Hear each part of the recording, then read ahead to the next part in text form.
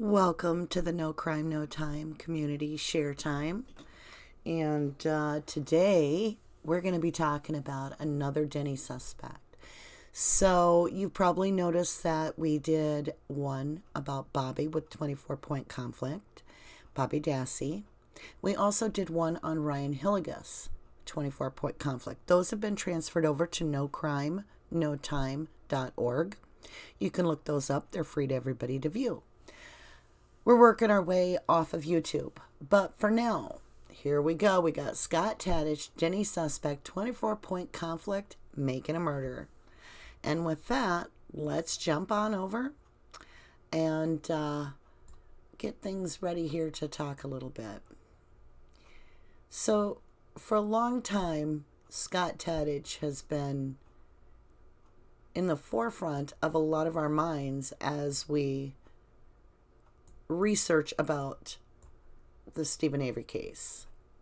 Now, let me tell you who he is. Scott Tadych, for those of you that are just kind of getting into the swing of things with this quarantine. I call it incubation period. I feel like we're incubating something here. Anyway, so Scott Tadych is the boyfriend to Barb Yonda. So I'm going to kind of give you just a rundown a little bit. So, Barb was Avery. She's Steven's sister. And then she married Dassey, Pete Dassey. And then she divorced him and she married Tom Yonda, who she did not have children with. And then she divorced him and she married Scott Tadych. Now, the marriage took place right before Brendan's trial. So during this entire case, Barb went from dating this gentleman, and that's a light word. I shouldn't even say that word, honestly. Once we get through this, you'll be like, why'd you call him that? Way too kind of words. And so she married him. And so he became Brendan Dassey's stepfather, Bobby Dassey's stepfather, Blaine Dassey's stepfather, and Brian Dassey's stepfather. Okay, so the first thing we want to talk about is the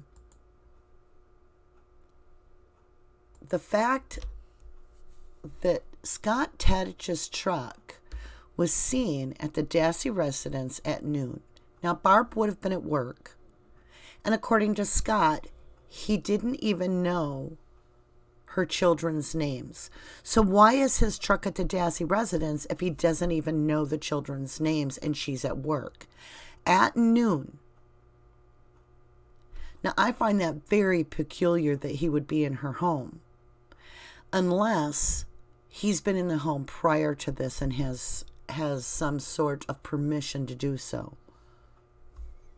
Now, keep in mind, Bobby Dassey's also supposed to be home at that time, supposedly sleeping. But there are computer searches that show there is computer activity. Now, what's interesting is, a little before noon, the victim calls the Dassey landline. Right at about the time, very close to the time that Scott Tadych's truck is seen at the Dassey residence. Could Scott Tadych have known the exact time frame that the victim was coming? Then, whoops, I jumped one. Let's go back. Then, maybe I messed one up.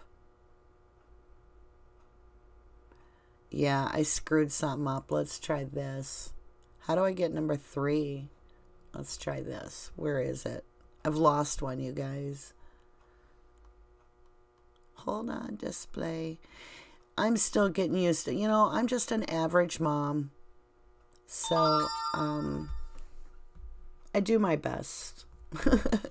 But I'm not an electronical person. I'm not computer savvy. Okay. So I'm not sure why I can't get to number 3. That says number 3, but it's really number 4. So we'll just go with it. Okay. So I know what it is. It's the fact that Blaine Dassey is on the school bus, and he claims that he sees around 3:30 Bobby Dassey driving a green Ford Ranger. Now, we know from the records at the time, nobody on that property that lived at that property had a green Ford Ranger, including Bobby. So whose green Ford Ranger is Bobby Dassey driving? Well, the thing is we all know Scott Tadych had a green Ford Ranger at that time. So it begs the question, at noon, when we see Scott Tadych's truck sitting there at the Dassey residence through the eyewitness's eyes, okay, who really left that day in Scott's truck? That's a big question for me. Now, we got ahead of ourselves, but we're going to go ahead and continue this. So then he works graveyard, okay? He, on the night of the 31st, for no apparent reason, still no alibi to this day on this timeline, he's a no-call, no-show for work at night. Why would he not be a suspect? Oh, there it is. It came up on that one. So let's try this one. All right. He lied about his alibi. He did not go to Green Bay to see his mother in the hospital. Not during the day. He only went one time, according to his brother, who confirmed it was in the evening. So he absolutely lied about what he was doing the entire day, and he has no alibi for the entire night. So when Barb makes statements like, I was with him all day, she was at work till 5. So she wasn't with him. What is my dog doing? Gretchen, stop it. She's flipping around in her basket trying to make it more comfortable, and it's terrible sounding. So he's lied about his alibi. And what's worse yet is, what was he really doing that he couldn't tell the cops or law enforcement the truth? Let me shut this off for us. Obviously, I'm not as professional as I'd like to be. But I'm stuck at home just like you guys, and I want to work through some of this while we have some time. So if he did not go see his mother, what was Scott doing that was so nefarious that he could not report his actual doings?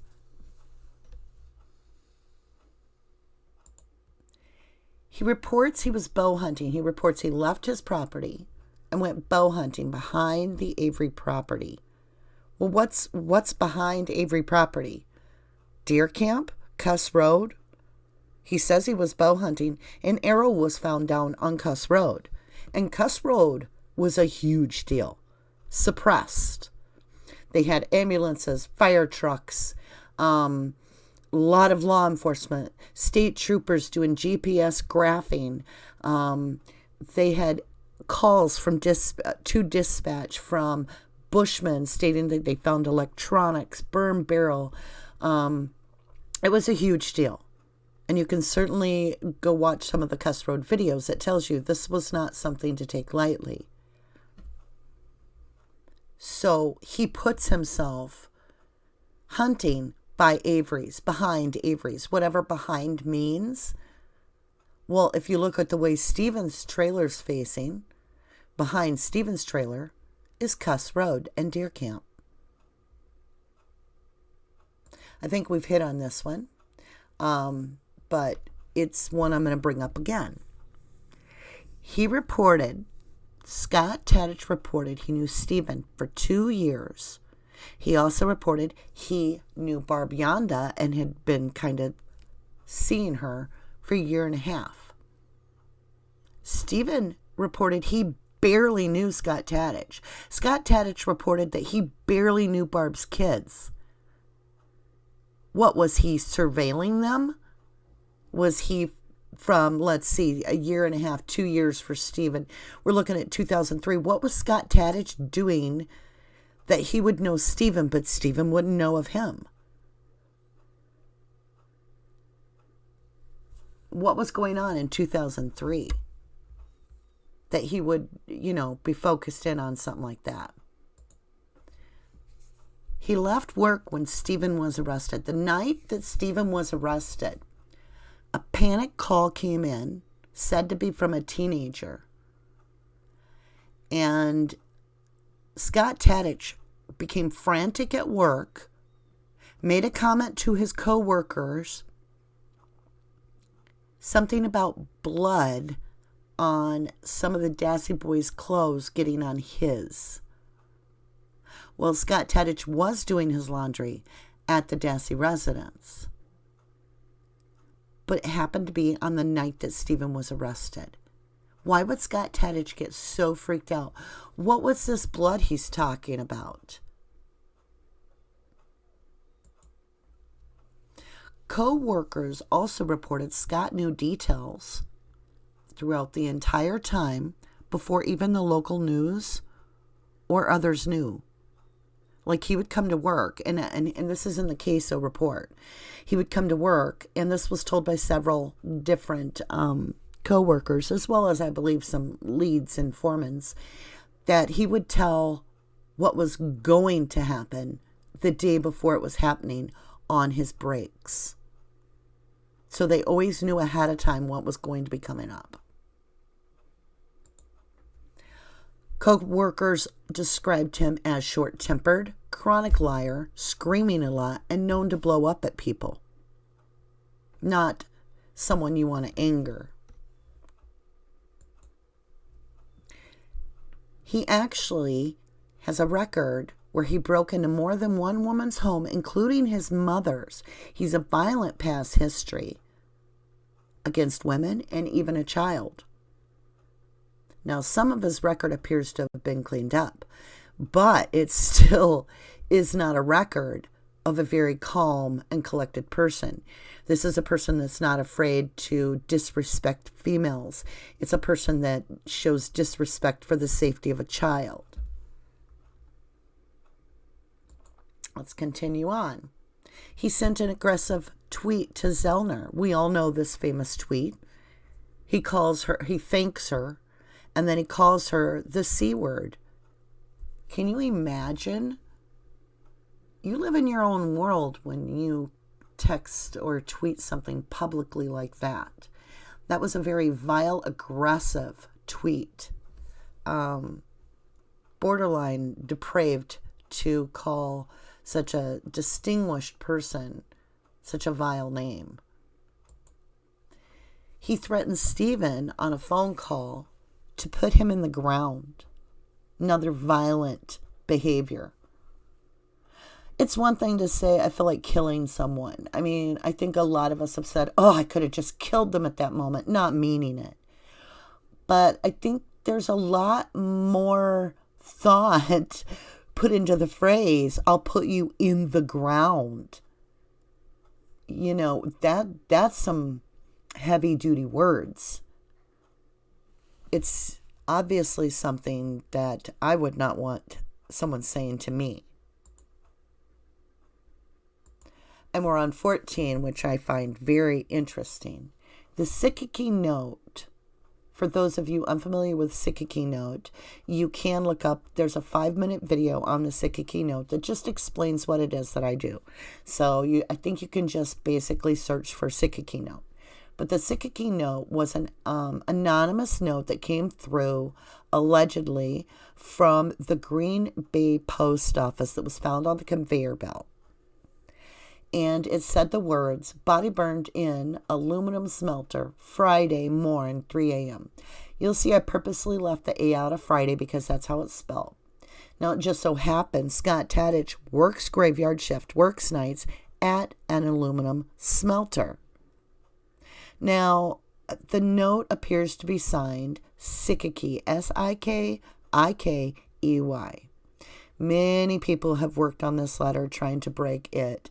It allegedly appeared prior to anyone knowing that there had been a body burned or there were bones or anything. And so many people do not believe this is a red herring. They actually believe this possibly is a tip, an anonymous tip. He offered to sell the Dassey gun, one of the Dassey boys' gun. So Scott Tadych came to work, connected with a guy, offered verbally to sell him a gun. The guy gets interested. Scott Tadych comes to him on a Saturday when they're working, says, hey, I brought the gun. I'd like you to look at it. Interesting enough, the guy backs off and says, I can't look at it today, but I can look at it. I can't remember when he said. I think he said next week or something. Okay. This must have really kind of spooked Scott Tadych that the guy backed off from wanting to see this gun.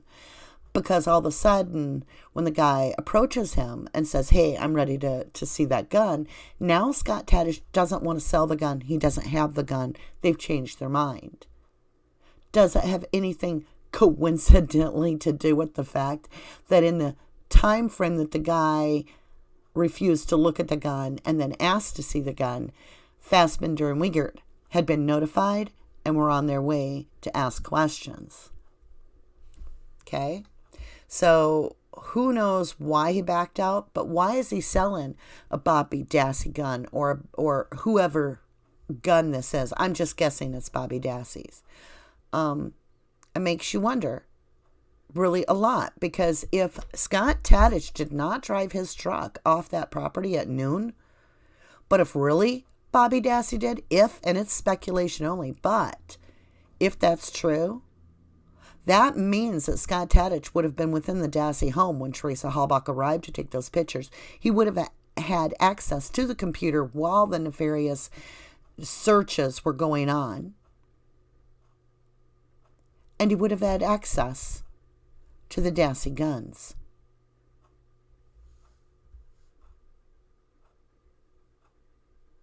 Makes me also kind of trail off. And I'm stretching this out a bit, you guys. I know I'm speculating. But what comes to mind is Wiegert picking up that stuff. I got that stuff. Did Wiegert pick up the gun? Was it stored out in the garage or something so that he could pick it up when they got Brendan as the only one giving them permission to enter the home for evidence collection? And Wiegert and Fassbender headed over to the Dassey residence, and Wiegert forgets that the transcription, the recording is being made when he makes the calls in, and they go to Manitowoc, not Calumet. Wiegert's Calumet. Why is he going over to Manitowoc with that stuff and the pants that Brendan picks up and taking Brendan to Manitowoc? Why are they not going to Calumet?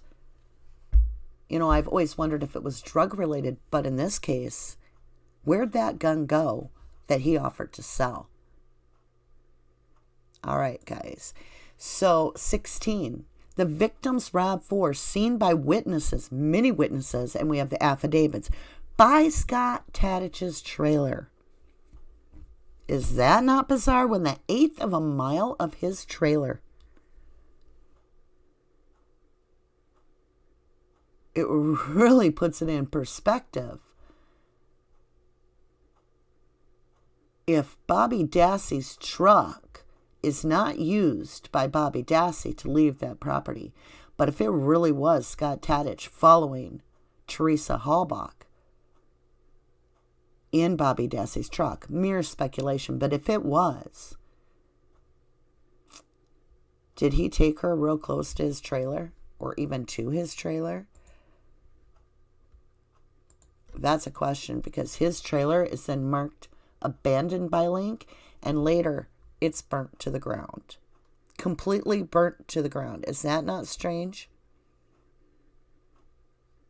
And Bobby Dassey's truck is then later crushed. Interesting.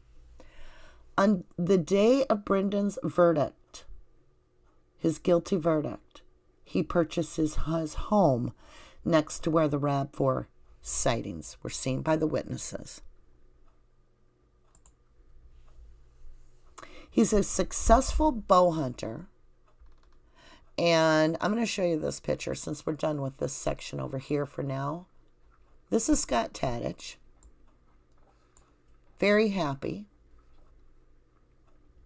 Successful bow hunter.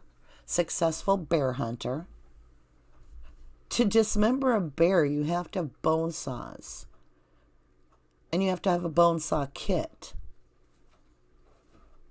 And there were kerf and hesitation cut marks on the victim's bones found in the quarry. And the quarry is right near the deer camp, Kuss Road. And Scott Tadych just went on record saying he's hunting behind the Averys. We'll just leave that up there for now.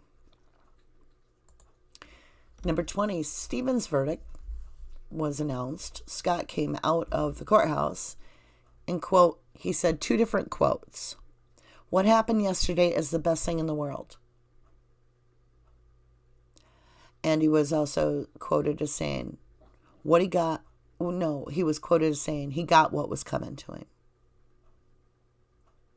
Look at this picture.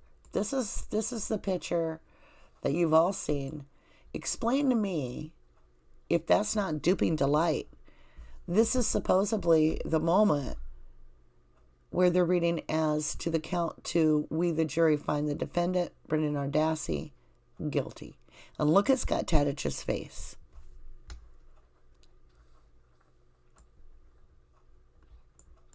That's strange. Is it duping delight? I don't know. Is it just a shot that the camera took happened to be strange? I'm just saying it's a very strange thing to see. Also, Brendan's Judge Fox was Tadych's hunting buddy. And also, I believe was before a judge was the Tadych's family lawyer, if I remember right. Talk about conflict of interest. He changes his fire story, consistently building it up to the point he has it above the garage. Well, if you go on Facebook and look up Sean Tadych, which is his brother, they do build bonfires. Him and his brothers build bonfires. They're 12 feet tall. So to him, he's not stretching the truth. We all know if there had been a bonfire right there, it would have blown up the propane tank and it would scorch the doghouse at Stevens. So there's no way that Scott Tadych didn't perjure himself. He perjured himself on the fire. And from pre-trial to trial, his story just grew and grew and grew. I think it's interesting that Kratz felt the need to control Scott Tadych by giving him that shut up move with his finger over his lips. He didn't report the witness seeing the RAV4. Remember the witness, I believe his name was Ramlow, texted Scott Tadych about seeing the RAV4 right near Scott Tadych's trailer, 1/8 of a mile away. And Scott Tadych said he'd get back in touch with him, that he was sick, and never did anything about it. But worse yet, he was never considered a suspect, and he never submitted DNA. So it leaves us wondering on CX in the quarry, the blood on the rock. Could it be his?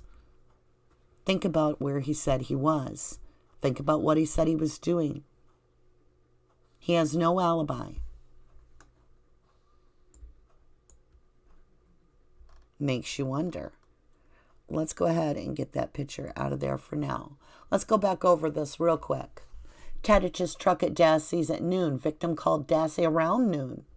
Bobby seen driving truck like Tadych's around 3:30 p.m. He's a no-call, no-show for work on the 31st. At night. He's missing the whole next day because he has no alibi. He lied about it, saying he went to see his mom in Green Bay, but he didn't. His brother confirmed that. He reports bow hunting behind Avery's property, which deer camp's behind Avery's property. Kuss Road is behind Avery's property. Arrows found at Kuss Road. He's bow hunting. Reported he knew Stephen 2 years and Barb Tadych, or at the time Barb Dassey, for a year and a half. But Stephen reported he barely knew him. And Scott Tadych reported he barely even knew the kids. He didn't even know their names. He left work when Stephen was arrested, panicked about blood on his clothes. Co-workers reported Scott knew details before the local news or others. Co-workers described him as short-tempered, chronic liar, screaming a lot, known to blow up at people. He broke into more than one woman's home, including mom's, violent past history against women and even a child.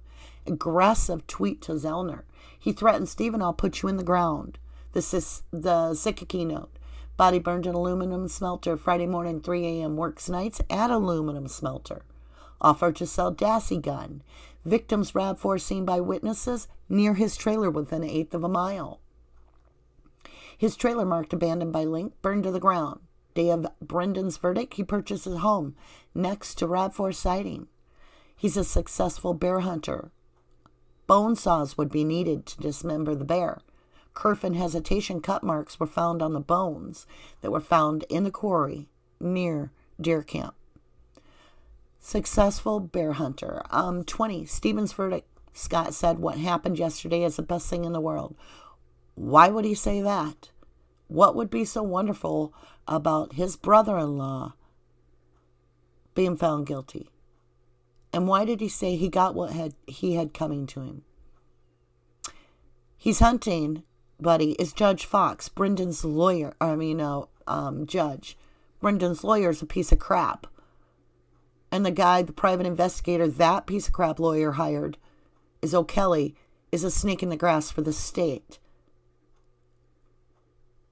And Tadych is hunting buddies with Judge Fox. And Fox used to be the family lawyer for the Tadyches. He changes his fire story. He builds it up and up and up and up till it's 10 times the size that he started with. Didn't report witness who reported seeing the RAV4. And he was never considered a suspect. So we don't know if CX in the quarry on the rock with the blood is his, or if A23, the bloody handprint on the back of the cargo door on the RAV4 that would have had to be used to open the cargo door to put the body in the back where the victim's blood is. We don't know because his DNA was never required. All right, you guys, I'm coming back up top side. I want to thank you all for listening, for those of you that need to get going.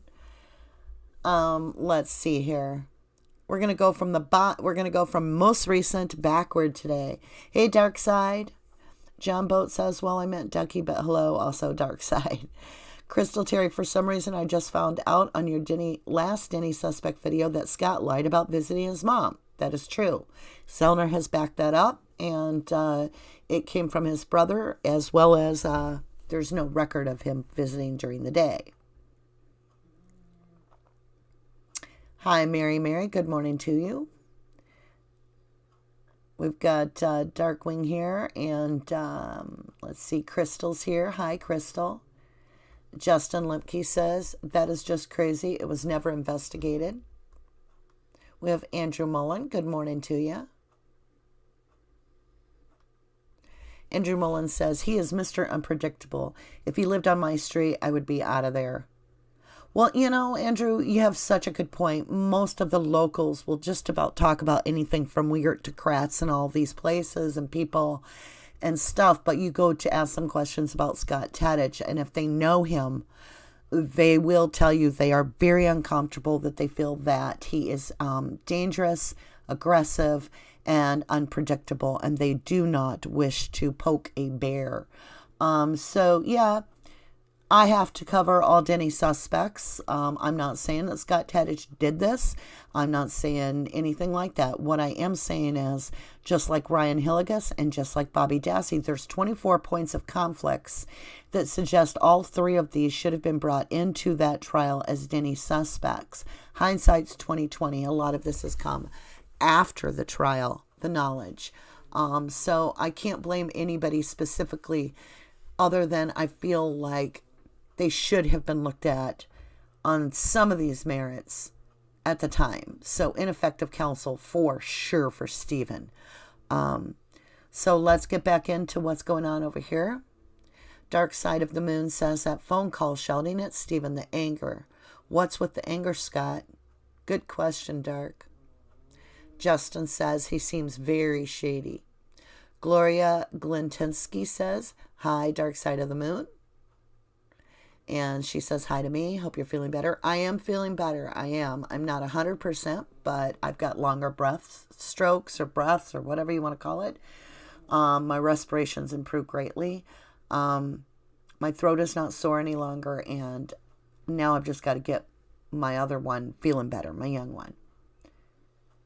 Mary says he knows a lot, Ducky. Dark Side says, now why would Scott lie? That's a good question. All right, let's scroll up. Okay, so remember, I'm reading these kind of backwards and out of context. So we've got Jennifer Manning with us. And I think that covers everybody. So I want to thank everybody for joining me. And now, if you do have anything else you want to discuss, go ahead, throw it out there. John Boat says, I've always liked both Bobby and Scott for this. Yeah, Bobby and Scott tied themselves together by linking their alibis to each other. And I think it's interesting now that at 3:20, we would have Blaine witnessing Bobby Dassey in what would appear to be Scott Tadych's truck. So how are they passing each other if Scott's not in his truck? He would have to be in what? Bobby's truck? I did some research on their pinging on their phones as well, and it was interesting. From what I'm understanding, now correct me if I'm wrong, up until 3:02 p.m., Scott and Bobby were pinging west, going west of I-47, which wouldn't make a lot of sense if Bobby sees them. Blaine sees him on the school bus, sees Bobby going east. So then after that is when all of a sudden we see Bobby going east. So he would have went one way and then turned around and come back, it would appear. And that's where Blaine sees him. And it does work out. His phone pings time up with Blaine's eyewitness account perfectly. So for me personally, that perjures Bobby and Scott's alibi completely, because it puts Bobby Dassey driving possibly Scott Tadych's truck at the same time that we have an eyewitness saying they see him. So then Scott Tadych could, in theory, be driving Bobby Dassey's truck. Right? Now think of that moment where we're missing some video in Brendan's confession where they've edited out something they don't want us to hear, and it just jumps right back into the statement, he with Brendan. We don't know who Brendan is speaking of because the pre-recording of that moment is gone. So he could have named someone other than Stephen. And he says, Brendan states he got angry. He said, I'm paraphrasing, he got angry because he couldn't get his blazer photographed. We all know Stephen's blazer had already been photographed, so it can't be his blazer. The only one that had a blazer at the time that wasn't photographed was Bobby Dassey. So I'm going to ask a huge question. The elephant in the room. I'm asking you guys. Is it possible that Scott Tadych said, hey, Bobby, I know you got stuff to do. Why don't you take my truck? I'll sit here and wait for her with your truck. I'll get her to take a picture of it. I want my truck in it too. She can come, I'll drive her over to my little trailer. She can photograph both my truck, or whatever. It wouldn't be his because he has his, but I'll take her over there. She can photograph it over there. I'll catch her. I'll get her to do the photograph on your truck. Is that a possibility? Because if Scott Tadych actually has Bobby Dassey's truck, I'm about ready to have a coughing fit. I'm so sorry, you guys.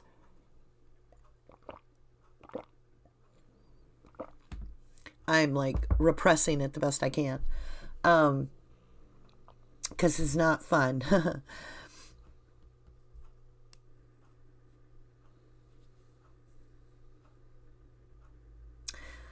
I don't know. Let's go over here and see what's going on. Brittany Woodward. Hi, how are you? She says Zellner has never changed her mind that Bobby and Scott did it, and it's hard to want to speculate on much else when you know she knows better than most. Exactly. It just makes me wonder. You have Bobby Dassey's gun. You have Bobby Dassey driving Scott Tadych's Ford truck, most likely. His truck leaves the property at noon, and it's not seen to come back. So to me, in a speculation that Bobby's in that truck from noon on, that would then put Scott Tadych in Bobby's truck with access to Bobby's house, Bobby's computer, Bobby's gun. And if he does frame Bobby into helping him clean this up, boy, what a mess that could be.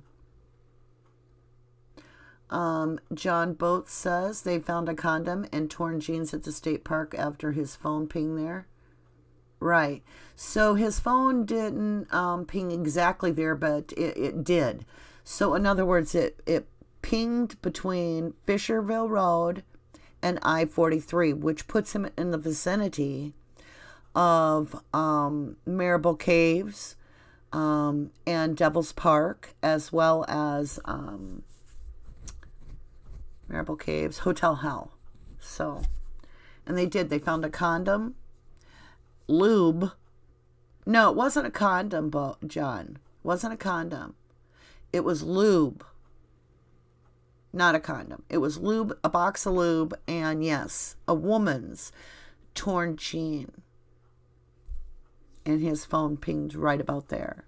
Justin says, what about the reports of her in Walmart and Taco Bell and the phone calls on the Castle is crazy, like never looked at it, because once the Rav is found, she is no longer missing but dead.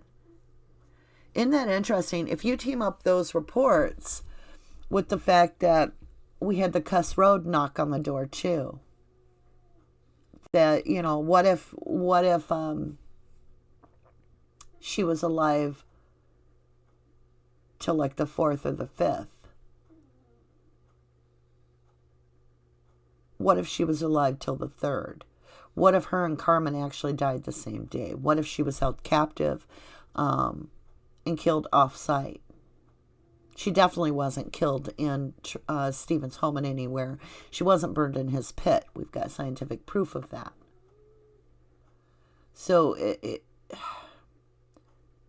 there's a lot to question here on this timeline of these two flipping vehicles. Also, Zellner made a tweet that Bobby did not ping where he said he was.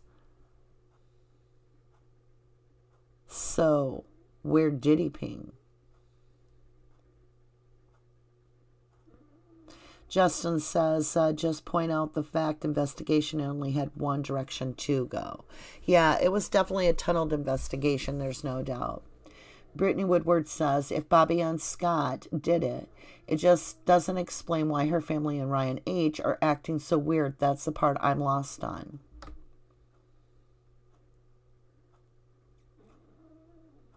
Well, you know, Brittany, a lot of people believe she's alive.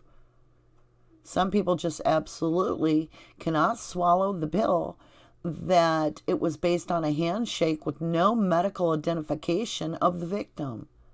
We're just supposed to take a handshake from Kratz and expect us to believe that the identification of that pap smear and that cherry Coke, or I'm sorry, cherry Pepsi, all belong to Teresa Halbach off of a handshake from Kratz.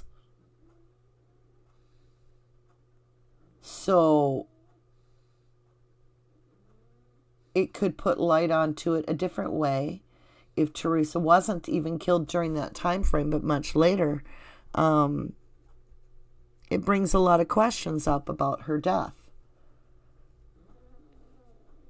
And then you've got this mysterious happening with Carmen Botwell's bones, which happen to align perfectly.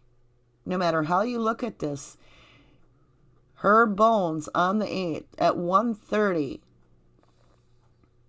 they drove away in the hearse with Carmen Botwell. That same day they come up with her bones.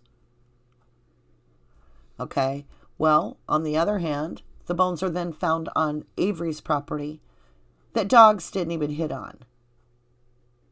Humans found it over the cadaver dogs. How is that possible?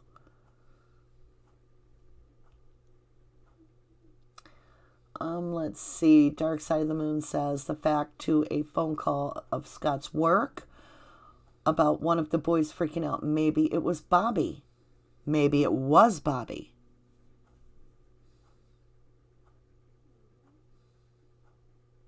Dark Side of the Moon also says Andrew Colburn went to Marable Caves. Yeah, Andrew Colburn goes everywhere and is always around the evidence. He seems to have situated himself perfectly to be the photographer of all evidence. So he tries to complain about it, but really he's the first one on site at every turn. And of course he goes to Marable Caves and claims the box of lube and the woman's pant leg.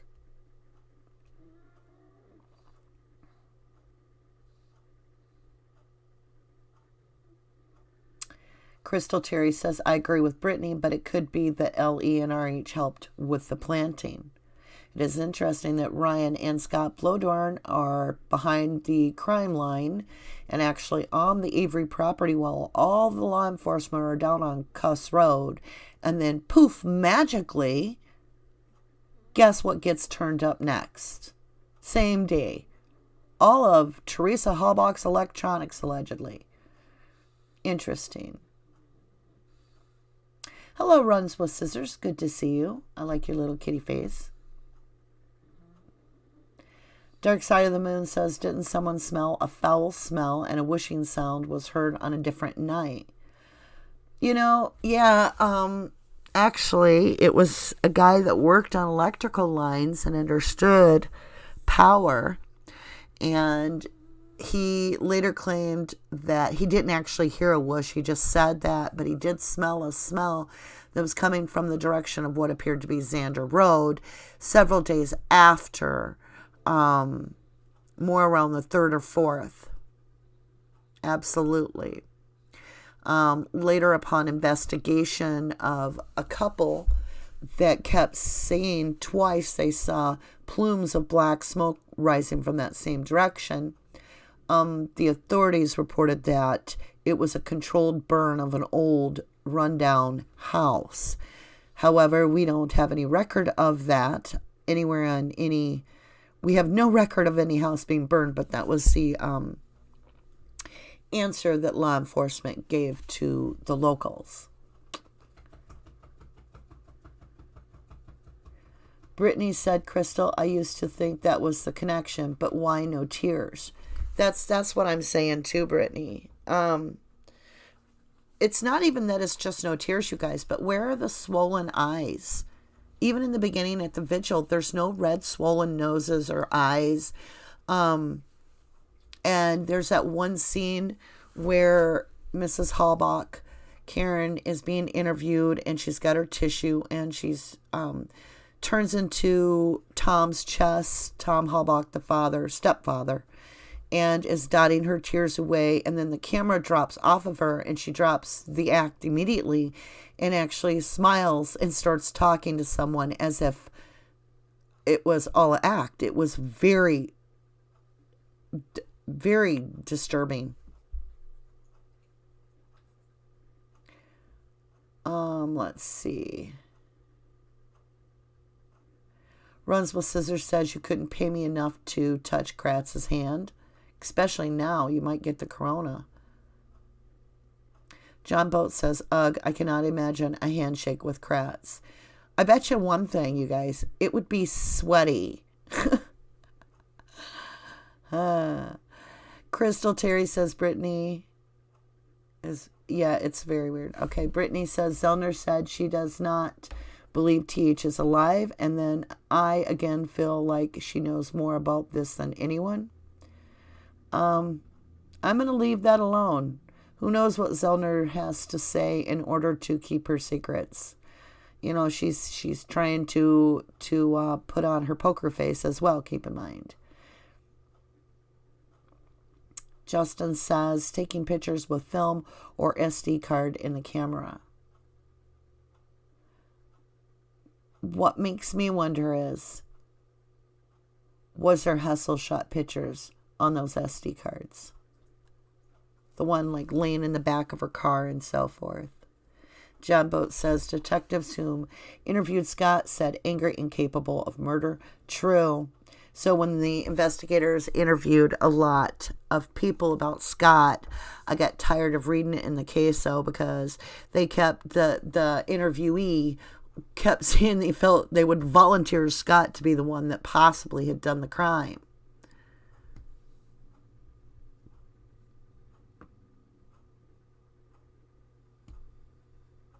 Brittany Woodward says, it's hard to want to speculate that she is still alive if Zellner doesn't think she is. You know, I will throw this into the mix, Brittany.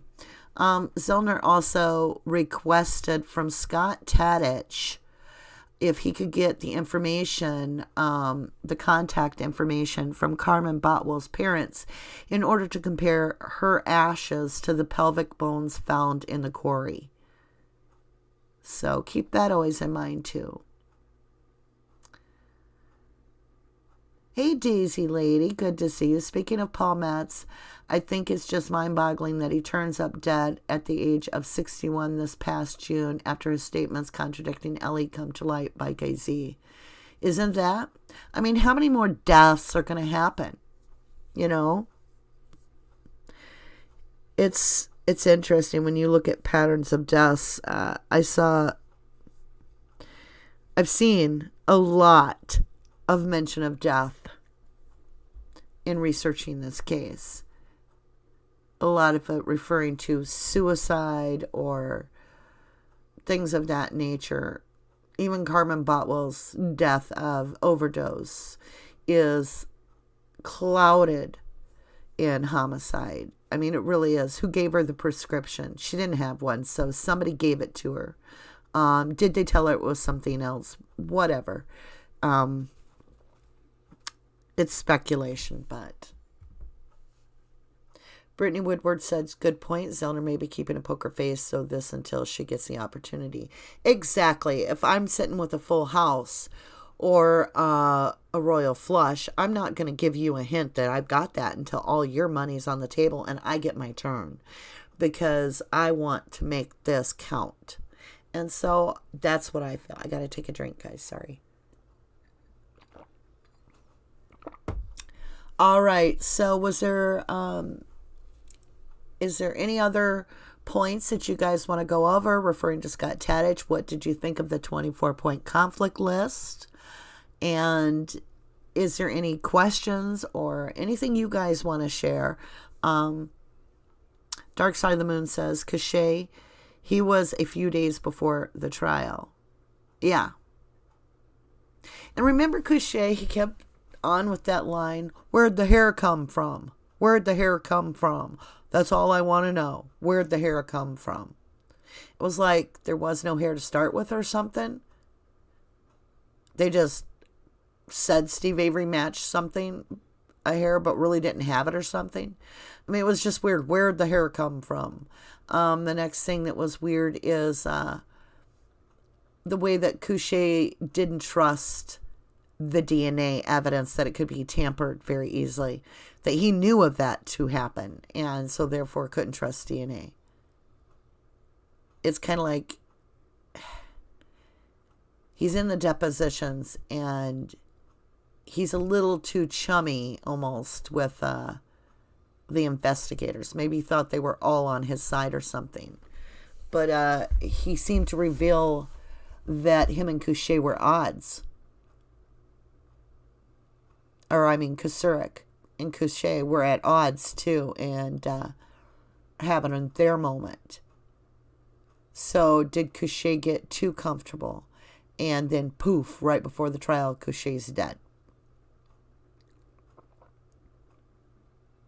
John Boat says, Bobby also left to go hunting at a non-optimal time to go hunting. He went bow hunting during gun season. I'm not sure on that, John, about gun season, because this would have been October. In Wisconsin, our gun deer season is actually around Thanksgiving, which is usually around the third week of November. So, I can't confirm that he was in gun season.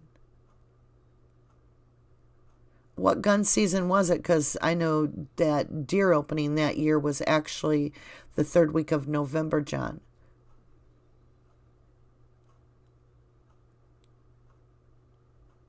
We'll come back to it. I know that Thanksgiving was our opening deer season in 2005. So I'm not sure what gun season would have been open the first week of November, unless it was squirrel season was open, yes. Or small game was open, yes. But so was bow hunting. Brittany Woodward, that phone call with Barb and Scott on my M2 where Scott flips out on the phone says a lot. Yep. Runs with Scissors says, so who do I actually believe was looking out the window and saw Teresa while she was taking the pictures? Yeah, that's a great question. You know, if Bobby and Scott have switched vehicles, if that's why Bobby's pinging elsewhere than he says he was, that would be weird. That could possibly literally put Scott Tadych in the home with the Dassey guns, with Bobby's truck that later gets crushed, following her out right to his trailer where they find the RAV4 an eighth of a mile away, and then his trailer gets burned to the ground. Then one of the Dassey boys' guns, Scott's trying to sell it. He buys property right there on that land, right by it. It's just weird. It so much points to him. He has no alibi. He not only does he not have an alibi, his doings of that time frame are so nefarious that he cannot provide what his real doings were to the police. He lied. He perjured himself. He is a liar. And he has built this fire up in Stephen's Pit to be above the garage when he's the one having these kind of fires. You know where I saw this? On Cottage Lane Road, they've got this house that was his dad's. I think his mother lives in it. Scott Tadych's mom lives there now. And they build fires 10, 12 feet high there and put pictures all over Facebook about their bonfires. This is the Tadyches. And we wonder why he got on that stand. And he stretched that fire so high thinking everybody would believe it. Because he's the one burning fires that high. His brother and him. So John Boat says he checked it was gun season. So we'll have to check into that a little bit more. Dark Side of the Moon says, yeah, Daisy Lady. He was so sure about fabricating DNA. Yeah. That's Couché. I don't know. Couché said that. He was absolutely flip about it. He was so confident. Daisy Lady, good to see you. She says, my own research kind of went off on a tangent recently, and I came to find out that an aluminum foundry and gravel both produce a certain type of sand that was used at dairy farms all over Wisconsin. Well, isn't that special? So, dairy farms need the sand from aluminum smelters. Interesting. I'll just throw a random fact out of the blue.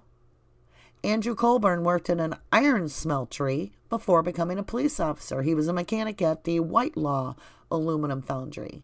And find it interesting that the word aluminum on the Sikikey note is handwritten differently, as if to redirect away from any other kind of smelter. And here, Colburn works at an iron smelter.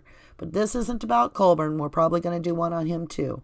Today it's about Scott Tadych as the Denny suspect, 24-point conflict.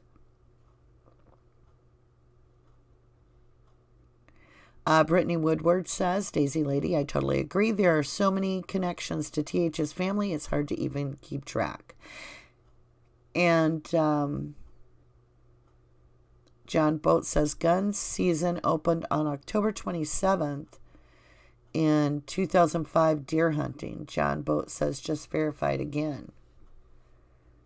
Go ahead, John, and give us a link to that so we can check that, because I live here and I know for a fact that we were not allowed to the deer season, and we might be talking about two different things, but in 2005, deer season with a gun, if it opened October 27th, it would be the first time and only time that I know of in history. Let's just Google that. We've got time. I know you guys can see my desktop if I share it. So let's go to desktop cam. Let's see, does it show? No, I don't want that. I want display capture. Did that work? Yeah. Let's bring this forward. We're going to go look this deer thing up because I just want to make sure we're not misleading anybody to think that that's true if it's not. So let's just go over here. I'm going to have to move the mic so it might get funny sounding because I got to type.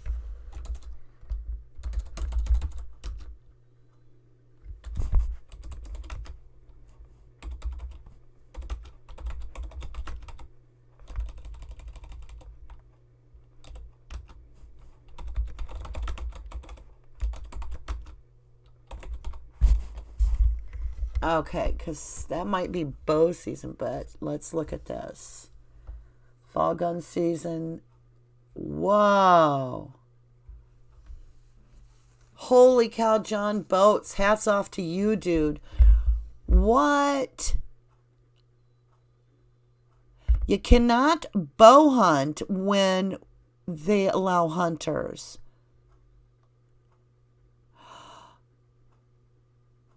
Oh, it was only to the 30th. It was a 4-day in that area it was. Where is... We need to find out, you guys. John Boat just gave us a chore.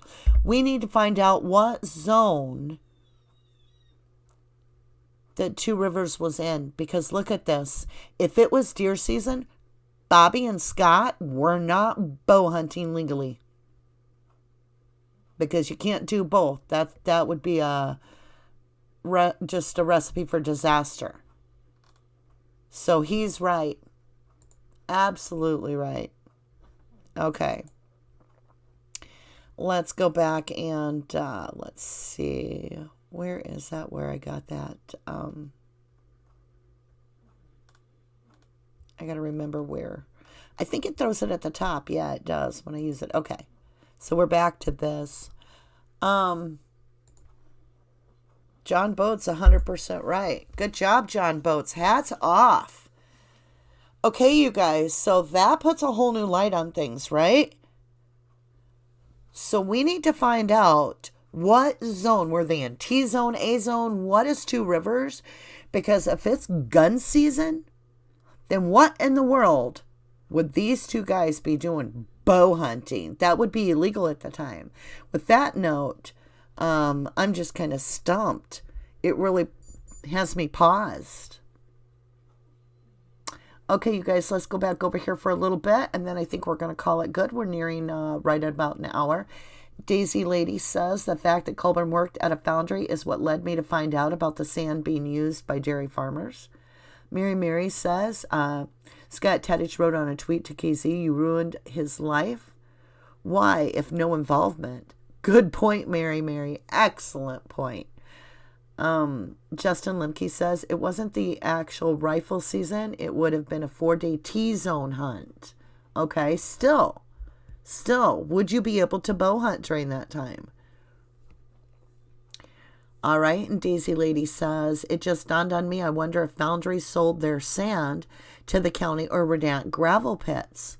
Oh, I love how like you guys are digging in and we're starting to connect a lot more here on Alive. I mean, that's how sometimes it works. Daisy Lady goes on to say, and yeah, the whole idea of Bobby specifically going bow hunting rather than gun hunting is quite the question, especially when Bobby made it very clear this was his first time bow hunting. Not like first time this year, but first time bow hunting. Why would he not be going gun hunting? John Boat says also 3-minute shower is ridiculous. Justin says T-Zone was a doe hunt that was only 4 days long. And it's interesting, all of a sudden Bobby's got a deer that he's dragging in from the street.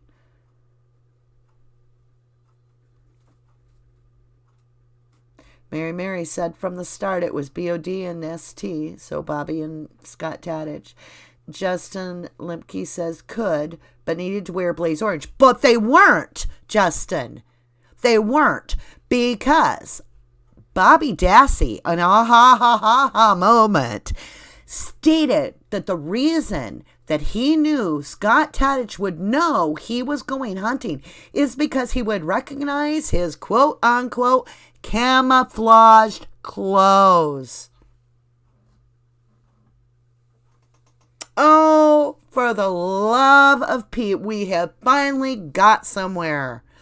Oh, John Boat. I'm so proud of you. Good research, dude. Awesome. Hats off to you.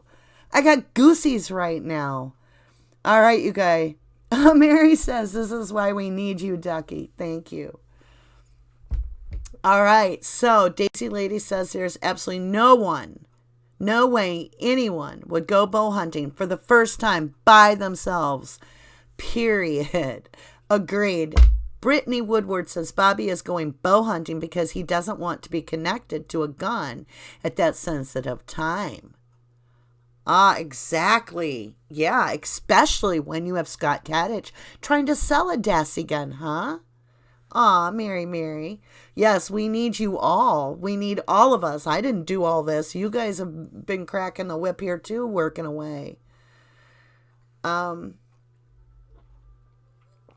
Okay, guys, that's a lot to chew on. Every time I do one of these 24-point conflicts on these guys, you guys add to it, and we end up looking at this case from a more in-depth perspective. First of all, we just realized through John Boat that this was actually gun season for deer. Okay? Bobby's quote-unquote claiming a roadkill deer. Really? And we have an arrow at Kuss Road. You're supposed to be required to wear orange because it's a 4-day T-zone. But Bobby is quote unquote stating in his own words, he is dressed in camo. I'm going to tell you, to get ready for hunting, you don't just throw your clothes on. You jump out of the shower. You got to get dry. You've got to get your clothes from your unscented area. Then you have to get dressed in your camo, button down the hatches. You have to have your cleaning knife. You have to have your bow. You've got to have all kinds of stuff. You're not going to be flash dash out of there and ready to roll that quick. You haven't got time to be doing all this stuff and getting ready to go bow hunting. Yeah, you can fly out the door, but you have to start prepping early on. Justin Limke says, John, I am a hunter and completely forgot about T-zone hunts. Nice pickup, John. John Boat. I'm just so proud of you, John Boats. Great. He says he's a farm boy. That's why he got the idea from the time he went hunting. Oh, we will crack it, Mary. We will. Especially when we have people like you guys that are paying attention to this and joining in on the lives and contributing, actually doing research when you're offline. I say offline, I mean not on the lives. The cuts in the bones, Mary said. Think about it.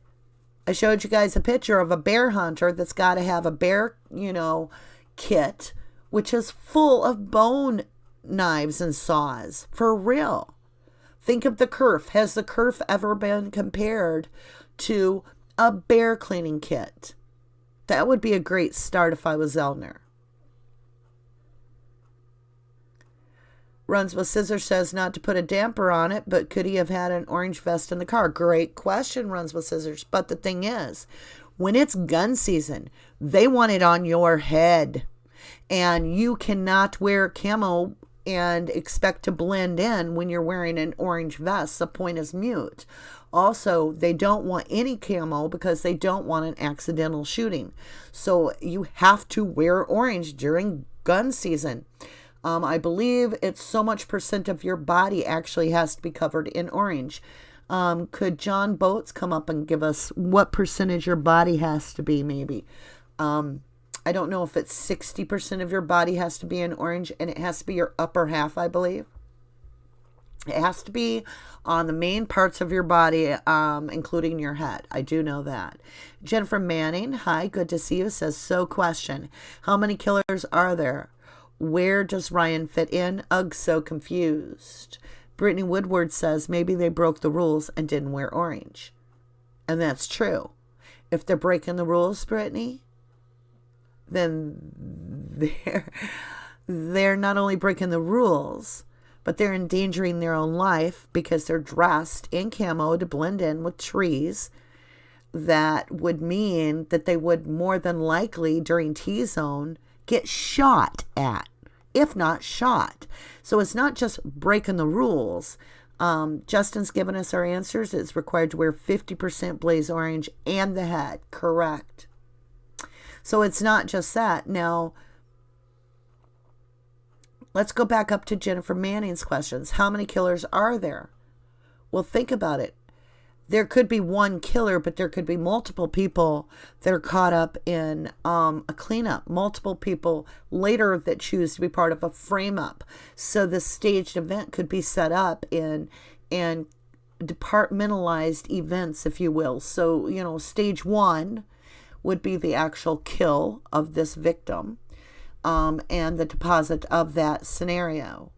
Then stage 2, we would have possibly the people that are setting up and framing the next individual. And so then 3 would be actually, you'd have a third stage. Well, actually, you could go, the person that killed is one stage. 2 is the cleanup. 3 is the framing, and 4 actually is the people that unknowingly just get into it and believe that the original suspect that has been named is guilty, and so therefore believe they're doing their job right.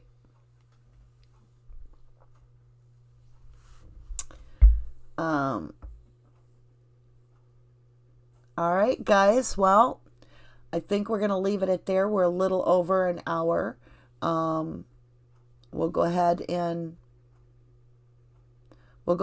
catch the last few here, and then I'm going to wish you all wellness, of course.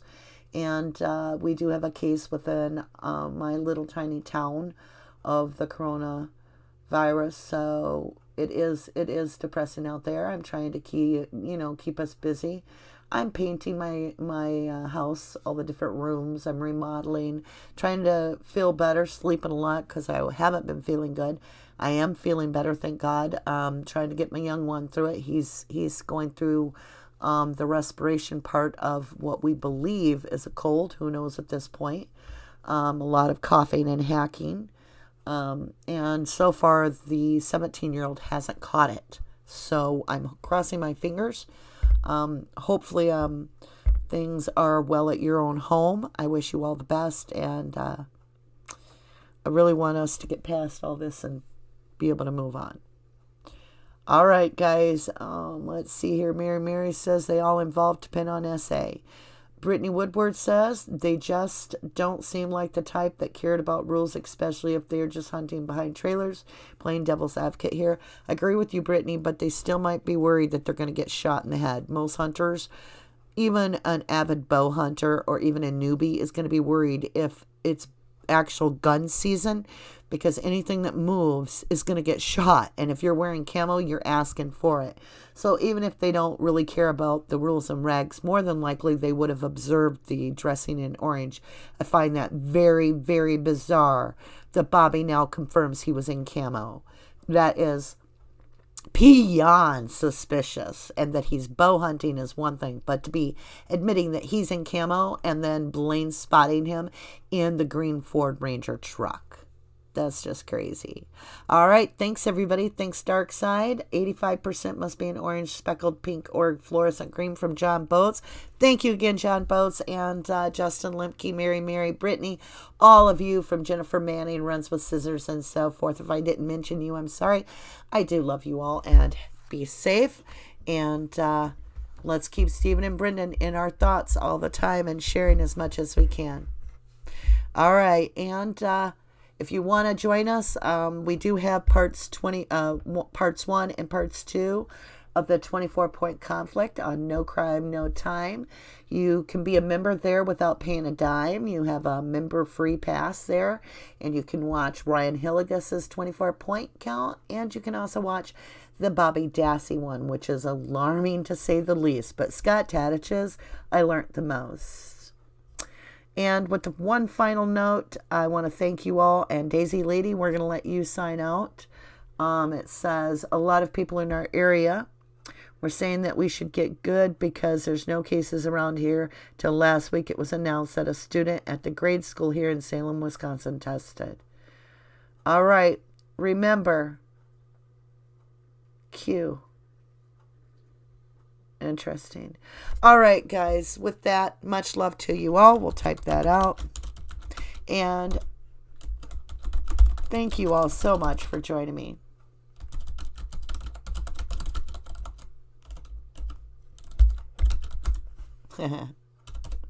I can't type over the mic, as you're going to see. But all right. Peace out. Wellness to all.